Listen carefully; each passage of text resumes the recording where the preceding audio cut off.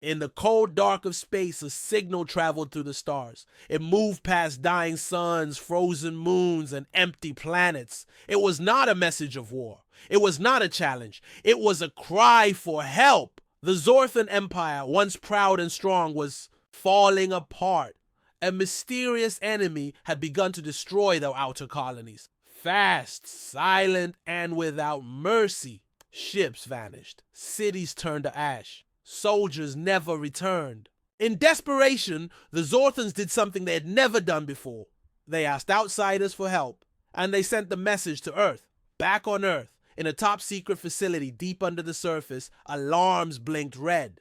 The signal had arrived. A group of humans dressed in gray uniforms gathered around glowing screens. One of them, a young woman named Kira Holt, leaned closer. "It's not a threat," she said. "It's begging." Her commander, General Marcus Kane, frowned. "Play it again." The alien voice came through, broken, desperate. It spoke of entire planets being erased, of a powerful force that could not be reasoned with. They asked for support, for aid, for someone to stand with them before everything was lost. Kira looked at the others. "They're scared," but Kane's face remained hard. "All clever liars." Soon the signal reached Earth's highest leaders. They listened in silence. Some wanted to help. Some didn't trust the Zorthans. But one thing was clear to all of them. The enemy attacking the Zorthan Empire might one day come for Earth too. In a locked war room, lit only by blue screens and tension, the debate began. One general said Earth should send peacekeepers. A scientist warned it could be a trap. But then a silent figure stood up. It was Commander Mira Stone of Earth's elite strike force, Judgment Unit 9. She placed her gloved hand on the table and said, "They didn't call us friends. They called us next." Everyone fell silent. Stone continued. "They asked for support, but Earth doesn't send handouts. We send a message." No one argued. Across Earth's military bases, orders were given. Warships prepared for launch. Soldiers trained in secret. Satellites turned toward the Zorthan Empire. Earth had decided, but not in the way the Zorthans had hoped. They would answer the distress call, but not with aid, not with comfort, with wrath. And far out in space, the Zorthans waited, unaware that the force coming to them was not their savior, but their reckoning, because sometimes the wrong cry for help brings the worst kind of answer. And the galaxy was about to learn that humanity's silence always comes before the storm. The Zorthans prepared for Earth's response with high hopes. Their diplomats stood ready at the landing zone, wearing ceremonial robes. Around them, banners of peace floated in the air, symbols of friendship painted in glowing colors. They believed Earth would send advisors, aid workers, maybe a group of calm scientists with open hands. Instead, the sky split open. A massive black ship, silent and sharp like a blade, descended from orbit. It had no markings, no friendly lights, just shadows. The ground shook as it landed. Zorthan leaders looked at each other in confusion. This was not what they expected. The ship's ramp hissed open. From the smoke, armored humans marched out. Tall, silent, and cold. They wore gray exosuits with red visors. No smiles, no greetings. Only silence and precision. At the front walked a woman with a scar across her cheek. Commander Mira Stone, the lead Zorthan ambassador, Velzeth, stepped forward. "Greetings from the Zorthan Empire. We are honored by your..." "Commander Stone!" raised a hand. He stopped talking. "You asked for support," she said. Her voice was calm, almost too calm. "Earth sent Judgment Unit 9. Velzeth blinked. "Judgment?" Stone looked around the crowd. "We don't come to talk. We come to end wars." Behind her, one of the human soldiers scanned the area. Another set up a defense drone. The Zorthan guards shifted nervously. These weren't peacekeepers. These were weapons wearing human skin. One of the younger alien diplomats whispered. "They brought soldiers," Velzeth replied in a low voice. "They brought executioners." The Zorthans had been losing worlds to a deadly enemy known only as the Varnak.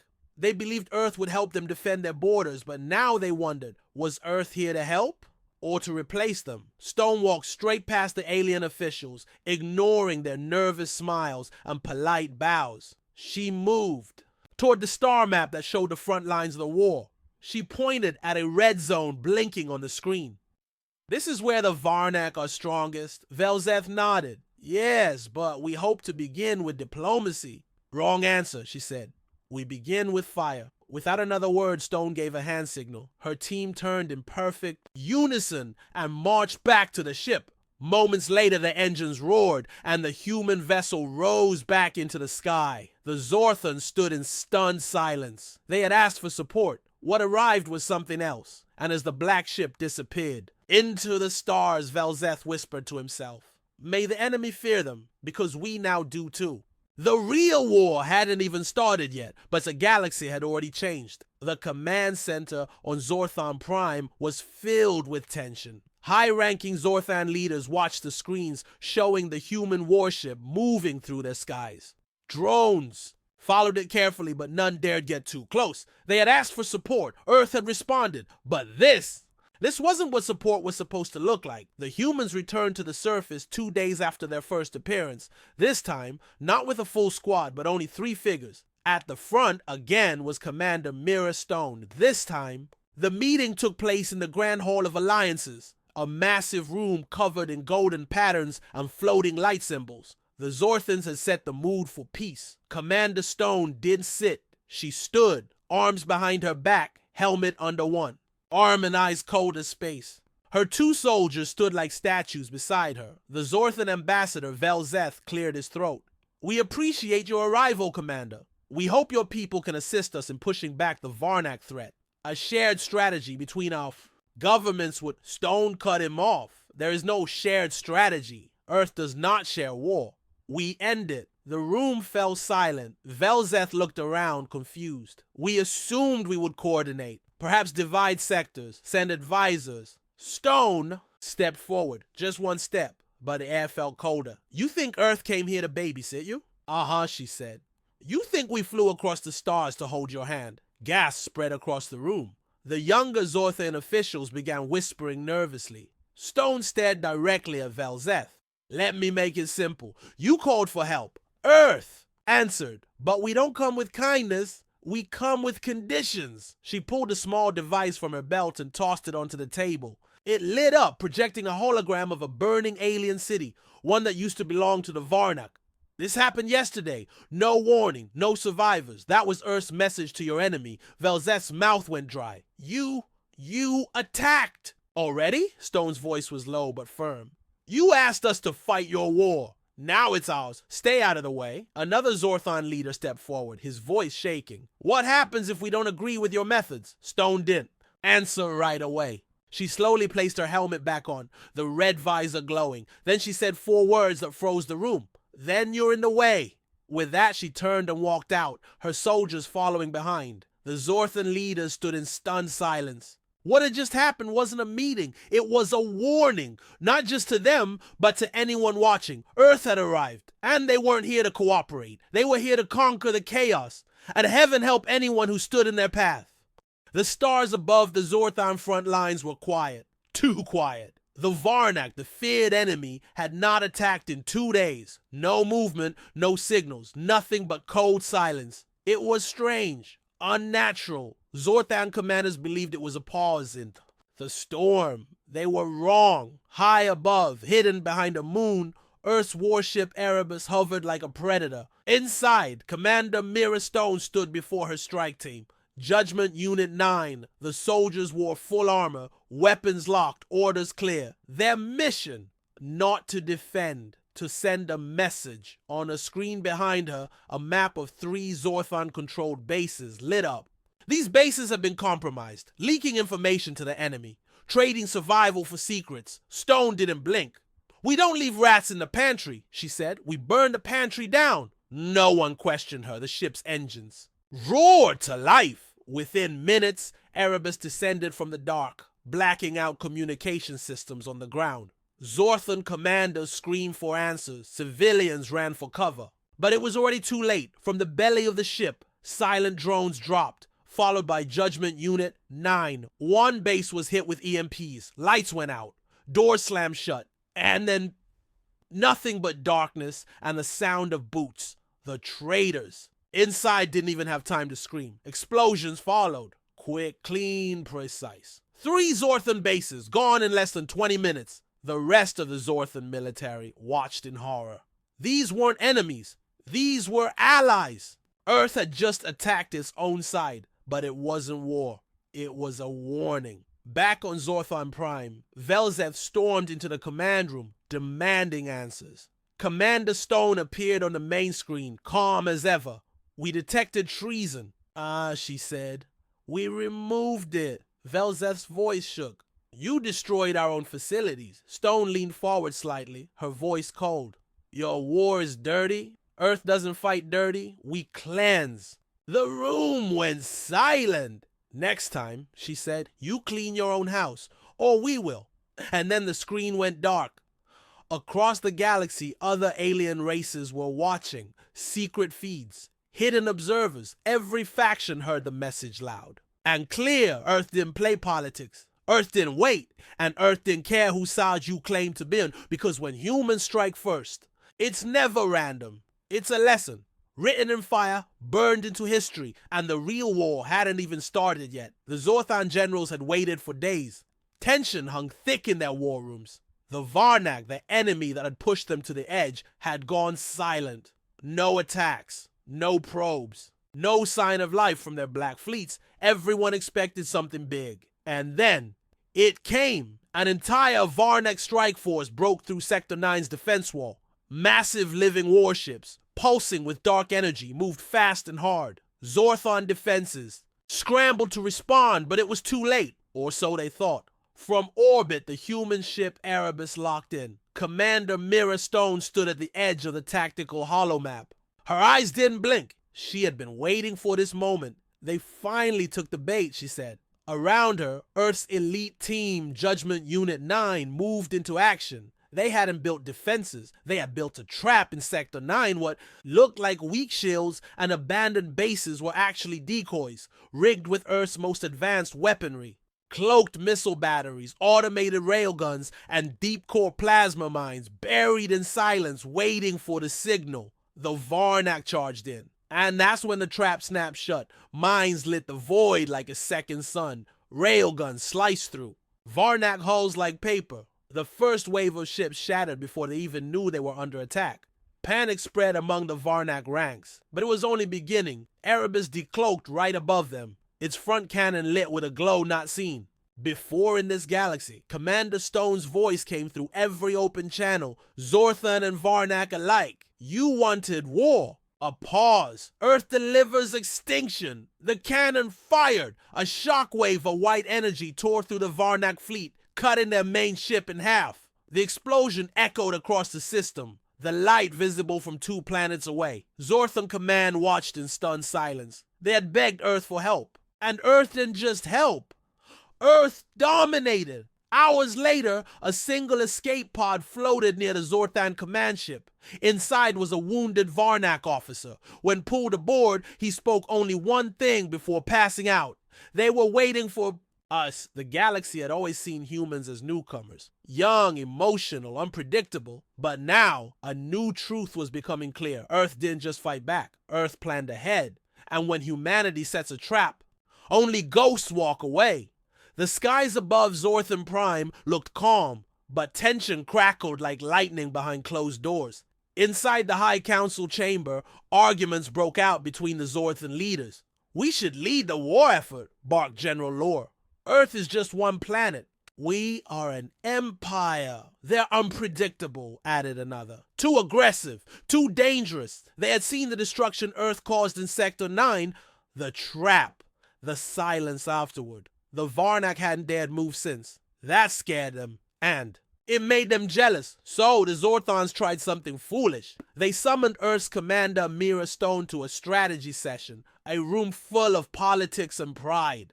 The plan was simple: pressure her to follow their command. But Mira didn't walk into that room like a guest. She walked in like a storm, helmet tucked under her arm, boots echoing with each step. She stood in silence as the Zorthan Council tried to talk over her. "We believe it's time Earth submits its war plans to Zorthan review," General Lore said confidently.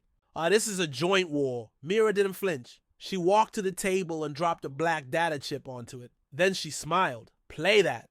The screen behind them flickered to life.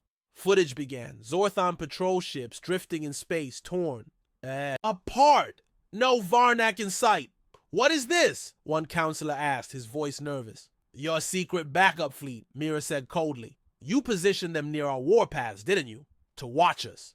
To take credit if we won. Or to strike. If we failed. The room went silent. We destroyed them before they could move, Mira continued. No survivors.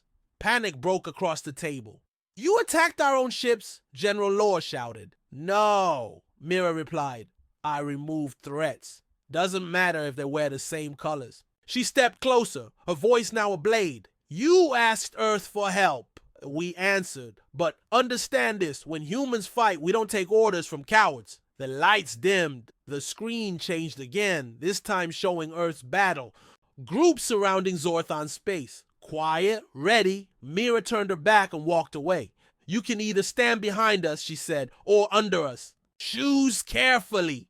She left the room in silence. The council didn't chase her. They couldn't speak. That day, something shifted in the minds of the Zorthan leaders. The humans weren't allies anymore. They were the sword. And they had just reminded everyone who held the handle. The galaxy had asked for Earth's help. But now, it was learning the price. A shadow moved across the stars. It wasn't a fleet. It was a monster. The Varnak had sent their most elite strike unit at the Black Maw, known across the galaxy for burning entire colonies to ash. No survivors, no mercy. Their target, Zorthan. Outpost 47 Delta. But this time, they weren't hunting civilians. They were walking into a trap already filled with ghosts. Inside the outpost's dark hallways, lights flickered. Doors were sealed. Not a single Zorthan soldier was present. It looked abandoned. The Black Maw landed in silence, their heavy armor grinding against metal floors. They spread out quickly, checking every room. Empty. No gunfire, no alarms, no screams, only silence. Then it began. One by one, their comms started going dark. No sound, no signal, no warning. The first soldier vanished near the command center. His last words were a whisper. Something's here. Panic spread like wildfire, but the humans inside weren't panicking. They had been waiting. Commander Mira Stone stood with Judgment Unit 9 in the lower levels of the outpost. Fully cloaked, weapons charged. The unit hadn't spoken in over 10 minutes. They were breathing in unison, synced, ready. They had studied the Black Maw for weeks, learned their patterns, knew their weaknesses, and now they were about to teach them fear. Above them, the Varnak elite moved toward the reactor core, exactly where Earth wanted them. As soon as the lead Varnak commander entered, the trap snapped. Shut gas flooded the chamber. Lights died. Then the humans struck. No gunfire, only blades and silence. Precision, speed. Terror. The Varnak were elite, but they weren't ready for this. By the time the last one stood, surrounded and bleeding, Mira stepped forward. Her blade was red, but her eyes were colder than space. Your name, she asked. The Varnak commander growled, trying to raise his weapon. She kicked it away. You slaughtered 1,000 colonies, she said, but Earth wasn't one of them.